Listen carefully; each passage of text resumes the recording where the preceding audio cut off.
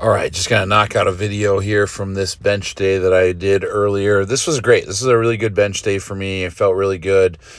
We got dead presses. You start off, I warmed up with just pin presses. The difference with a dead press is you're gonna see I have to bring it down to the pins, which ideally might have been a little bit higher, but the problem is this is the safeties at the absolute maximum height, and it's still pretty close to my chest. So that's more of an anatomical limitation because I'm huge. But yeah, you can see I have to actually take my hands off the bar and then reset each time. This is something that my coach gave me, and every time he gives it to me, it comes with a video of Josh Bryant, who's probably one of the greatest strength coaches in the world. I mean, he coaches Julius Maddox, the best bench presser in the world. He himself benched 600 pounds, I think, at 22 years old. And this is back when that's already a rare bench press even today, but this is a long time ago. So I definitely believe these are super helpful. They're just really hard. And when I give them to clients, they're always amazed at how much they kind of suck. They suck to do. I worked up to 375. Program said 375 or 386. This is one of the rare occasions where I took the under because I wanted to make sure that the rep went off okay, and these are just tough. You can see it takes a second to get off the rack, and then it's a pretty slow rep for me for 375. So that was the right call. And we don't prescribe an RPE. I don't do that as a coach. My coach doesn't do that. It's just get the weight up by any means necessary. And here's the thing about that. I heard something about RPE. I think I said this on another video. It's if you're working within a percentage of the lifter's 1 rep max that makes sense, it's kind of on the lifter at that point to just make sure you've done what you can do to get it done. The reason I put a picture of Larry in here is because Larry looked at his program today and was like, "Are you okay?" to me. Larry, I'm probably not okay. Physically, everything hurts. Emotionally, whatever the case may be, I did decide to torture Larry today with some brutal stuff. It was definitely inspired by Trinity. She put us through a leg workout a while ago, and it really made me realize how much you are capable of doing on any given squat day. So, and we miss Trinity in the gym right now. She's doing summer day camp, so she's not with us in our morning crew.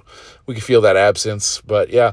So the rest of the workout after the 375 was 320 for sets of 3. It was 4 sets of 3, and then an AMRAP where I got 4 or 5 reps. I can't remember. That'll be the last set.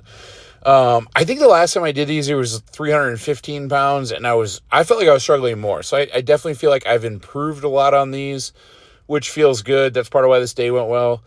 These do feel kind of brutal on the shoulder, and I don't know if that's a little bit of the straight bar squats I started doing are going to catch up with me a little bit, or if it's just the movement. I think the last time I did them, I felt the same way. It's just tough on the shoulder joint to re-get the bar moving once it's sitting on the racks like that. But ultimately they moved good, and I was really happy with this. Using my momentum wraps.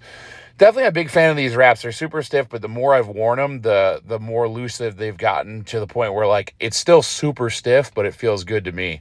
So really like those. Back downs right now. Seems like every bench day, I get a nice overhead press afterwards, which for me is a nice reward. I had to take a step back there because I actually clipped the monolift with the plates. But this is 190 overhead for max reps. I think I got 12 reps, even with clipping the monolift. No belt, no wrist wraps. Not the deepest reps on that first set. So on the second set, I brought it down to chest and then paused at the top a little bit longer, which is actually what it told me to do. It said pause at the top. So I'm a bad client. I did not do that today until the back downs. But these felt really good. I really enjoy overhead pressing. I did a total of 3 sets with 190. I think the last set was 5 reps. This is great. This is just body weight dips. What I liked about this is that I'm able to get great depth. My coach, Pete, always says chin to bar when you do these. And I think he understands that some people aren't going to be able to do that. I was able to do that. It's cool to me because I weighed 344 pounds this morning.